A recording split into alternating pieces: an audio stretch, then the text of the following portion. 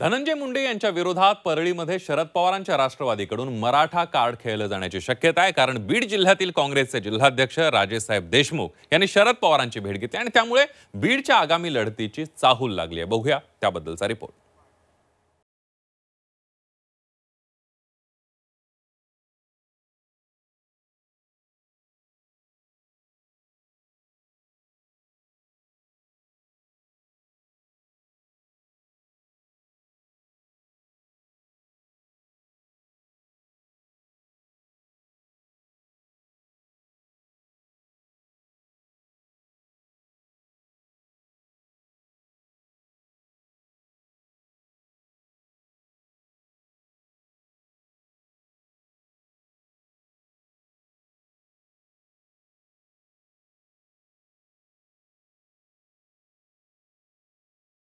देशमुख हे परळी विधानसभेसाठी इच्छुक आहेत। शरद पवारांचा आशीर्वाद मिळावा यासाठी भेट घेतल्याचं यावेळेला त्यांनी म्हटलंय।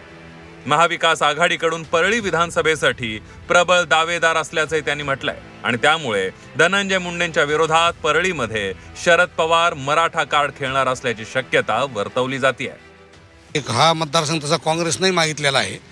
मी काँग्रेसचा जिल्हाध्यक्ष आहेत। पवारसाहेब हे मोठ्या मनाचे माणसं आहेत आणि शेवटी पवारसाहेब हे बीड जिल्ह्यामध्ये असतील किंवा महाराष्ट्रात एक मोठा माणूस म्हणून आज त्यांच्याकडे खंबीर नेतृत्व म्हणून पाहिलं जातं।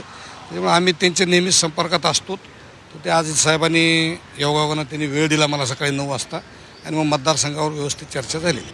धनंजय मुंडेंच्या विरोधात मैदानात उतरण्यासाठी सज्ज असलेले राजेसाहेब देशमुख कोण आहेत यावर एक नजर टाकूया।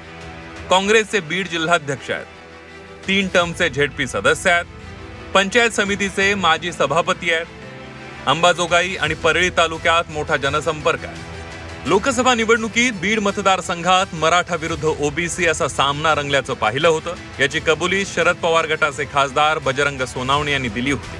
आता विधानसभेलाही धनंजय मुंडेंच्या विरोधात मराठा कार्ड खेळलं जाण्याची शक्यता आहे। सीमा आढे, झी 24 तास, मुंबई।